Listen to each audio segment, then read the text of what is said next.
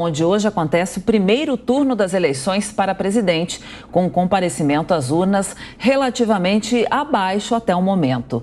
Diretamente de Paris, o nosso correspondente da Jovem Pan News, Luca Bassani, fala conosco agora. Muito bem-vindo, Luca. Bom dia para você. Quantos candidatos já votaram aí agora até esse momento, Luca? Bom dia, Cláudia, Marcelo e a toda a nossa audiência da Jovem Pan News. Estamos aqui em Paris para passar as atualizações dessa eleição que acontece em 2 turnos. O primeiro turno começou hoje a partir das 8 horas da manhã, no horário local, e segue até às 19 horas. Lembrando que o voto aqui é facultativo e também em cédulas de papel, portanto, a contabilização desses votos vai demorar um pouco mais do que aquilo que estamos acostumados no Brasil. Até agora, todos os principais candidatos à presidência já votaram, o que inclui o atual presidente Emmanuel Macron, foi o último a votar, inclusive, agora há pouco, além da candidata da oposição, Marine Le Pen, Jean-Luc Mélenchon, Valérie Pécresse e também Éric Zemmour, que são os 5 candidatos que figuram melhor aí nas pesquisas. Nós temos um comparecimento menor do que o ano de 2017 e 2012. Até agora, até o meio-dia, foram cerca de 25,4% das pessoas às urnas, o que representa uma queda de 3% em comparação aos demais anos, que teve um índice acima dos 28% até esse horário. Lembrando que ainda temos muitas horas de votação, portanto, o número pode se igualar àquilo que foi, mas a tendência aqui na imprensa local e também falando com as pessoas, se vê que muitas estão desiludidas e não vão votar nessa vez, o que acaba favorecendo os candidatos da direita e da extrema-direita, já que o seu eleitorado tende a ser mais fiel. Portanto, o presidente Macron, nos últimos dias, não tem só pedido votos para si e também evidenciado as contradições entre ele e a sua principal adversária, Marine Le Pen, mas também incentivado a população francesa a comparecer em peso às urnas para que assim ele tenha a maior chance, seja o vitorioso no primeiro turno e chegue aí com boas chances para o segundo turno, que acontece dia 24 no final do mês. Sem dúvida, Luca, bom dia. Nós tivemos aí a repetição, né? Le Pen e mais uma vez Macron, que são os principais candidatos. Macron, na outra eleição, ele era um novato na política e venceu a extrema-direita. Naquele momento aí houve a concentração, então, em Macron. Nesse período aí, o que mudou? O que está pesando mais agora nessa eleição novamente afunilada pelos mesmos candidatos? Olha, Marcelo, a gente vê até pela política brasileira que um candidato desconhecido sempre tem vantagens do que um candidato à presidência que está concorrendo à reeleição. Afinal, agora todo mundo conhece Macron, as suas políticas, as suas ideias e, portanto, pode ser colocada sempre em contraposição àqueles outros candidatos. A gente vê que ele teve 3 grandes crises durante o seu governo. O caso dos coletes amarelos por conta do aumento nos preços da energia e dos combustíveis, tivemos a crise do coronavírus e também agora a guerra na Ucrânia.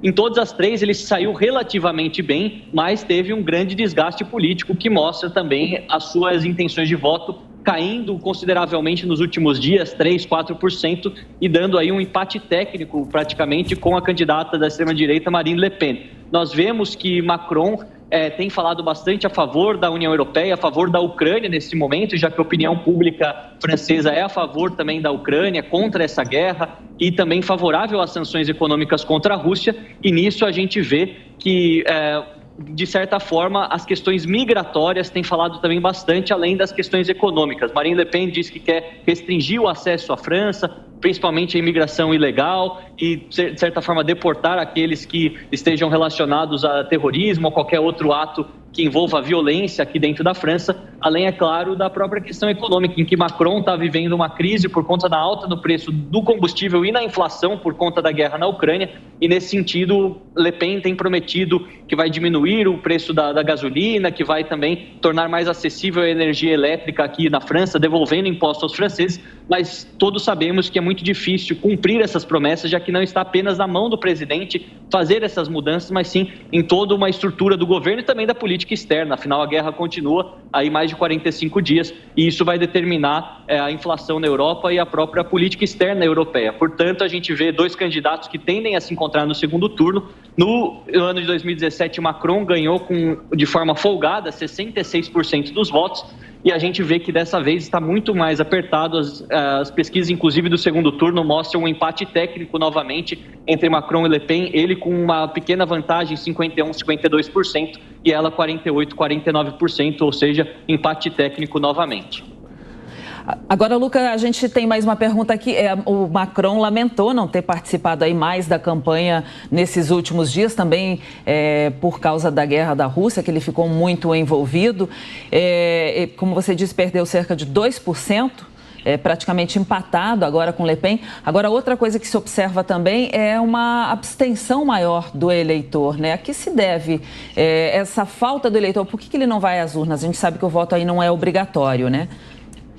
A gente vê essa movimentação, Cláudia, muito pela desilusão de parte dos franceses com a política. Aqueles eleitores que tendem a ter a sua convicção de forma mais segura, né? Se a gente olhar os eleitores da direita, da extrema-direita, até nas questões migratórias, as questões relacionadas à economia, eles tendem a comparecer em pesos, faça chuva, faça sol, seja qual for o momento político vivido na Europa, eles sempre comparecem às urnas e dão aí grande vantagem à candidata Marine Le Pen e também a Éric Zemmour, que ainda é mais à extrema-direita do que a própria Le Pen. Os candidatos de Macron, os eleitores de Macron, a gente escuta aqui que muitos deles acreditam que ele vai ganhar de qualquer maneira e que o voto não fará nenhuma diferença. Portanto, nesse momento de desilusão política, ou até mesmo o começo da primavera, um dia bonito, eles preferem ficar em suas casas ou fazer outra coisa em vez de votar. Por isso que esse apelo de Macron tem sido bastante forte nos últimos dias, e não só Macron, mas também candidatos da esquerda, até mesmo a extrema esquerda, tem pedido para que as pessoas compareçam às urnas, façam o seu voto, porque eles podem ser cruciais para a decisão do candidato que vai ao segundo turno e principalmente para mostrar, né, dar mais ou menos a noção de como será esse segundo turno. A campanha de segundo turno é super curta, apenas 2 semanas. Aí a gente vai ter debates, vai ter uma contraposição direta das ideias que são bastante opostas dos dois candidatos. E aí o público francês vai ser obrigado a escolher, além, é claro, das possíveis alianças que podem se formar. Alguns candidatos que concorreram à presidência, que concorrem à presidência, melhor dizendo, atualmente podem aí declarar apoio ao candidato A, ao candidato B, mediante a sua afinidade político-ideológica e até mesmo algum tipo de alinhamento que o governo pode ter com a distribuição de ministérios e de cargos, assim como acontece em todos os países do mundo. Luca Bassani, correspondente da Jovem Pan na Europa. Agora a pergunta do Felipe Bueno. Luca, muito boa tarde para você em Paris. Parabéns pela elegância. Quero aproveitar o ponto que a Cláudia levantou, né, para explorar um pouco algo que na eleição passada ficou muito claro, rendeu muitos debates. E em eleições em geral, especialmente na Europa, né, nos países em que a eleição não é obrigatória, que o voto não é obrigatório, vira e mexe esse debate aparece. Eu queria saber se esse debate já apareceu por aí, que é, na verdade, uma das grandes falhas da democracia, né, quando o voto passa a ser opcional e não obrigatório, porque a democracia pressupõe a participação popular para a escolha de seus representantes. Uma vez que os representantes ficam em casa, né, há uma quebra teórica da legitimidade de quem foi escolhido. Quer dizer, pela letra fria da lei, quem ganhar, ganhou. Mas politicamente falta uma certa legitimidade.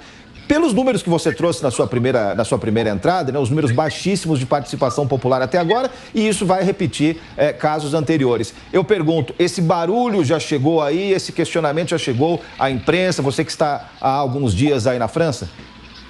Bom, é um ponto muito importante, Felipe. Até mesmo, eu sei que o voto obrigatório no Brasil é bastante criticado. Eu não tenho uma opinião formada a respeito disso, se é positivo ou negativo. Tem pontos pró e contra em todos os argumentos. Mas a gente vê que quando a gente fala para os europeus que o voto no Brasil é obrigatório, eles acham isso positivo, até por esse aspecto da legitimidade que você mencionou. Afinal, muitas vezes as pessoas que estão desiludidas com a política, elas acabam se abstendo do processo eleitoral e isso dá a maioria dos votos para aqueles candidatos que muitas vezes não conseguiram convencer a maior parte da população a irem nas urnas e a se convencerem que as suas ideias são as melhores. A gente vê que nesse momento, principalmente depois de pandemia, depois da guerra na Ucrânia, muitas pessoas têm se desiludido com a política tradicional. Aqui na França nós temos vários partidos políticos, e até é importante mencionar que os dois principais candidatos não são de partidos tradicionais. O partido de Macron é relativamente novo, surgiu há 5 anos atrás, um partido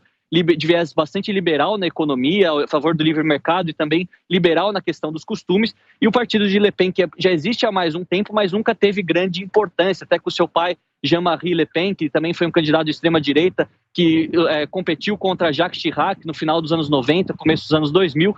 Então, a gente vê que o partido gaullista, o partido de direita tradicional, de Valérie Pécresse, não chega nem a 10% dos votos, e o Partido Socialista, que é a esquerda tradicional, também não passa nem de 2%. Então, a política tradicional francesa está bastante desgastada, não só na França, mas em todo o mundo. A gente vê que é uma tendência também em outros países da Europa e das Américas, e, portanto, as pessoas, quando têm a opção de não votar, elas optam por não ir. E isso é algo que os franceses pensam em colocar, mas como a questão da liberdade aqui muitas vezes é interpretada de uma forma diferente, a gente não pode obrigar nenhuma pessoa a fazer algo que ela não queira em certo momento. Por isso que o debate público em relação a isso, ele é muito complexo, ele é muito longo e as pessoas nunca chegam a um consenso, por isso preferem deixar o voto facultativo, mas sempre com um grande incentivo dos órgãos públicos e dos próprios candidatos para que as pessoas compareçam e participem do processo eleitoral e participem da democracia. Afinal, não são tantos países do mundo que são democráticos, e aqueles que são, as pessoas devem aproveitar a oportunidade e decidir o futuro do seu país.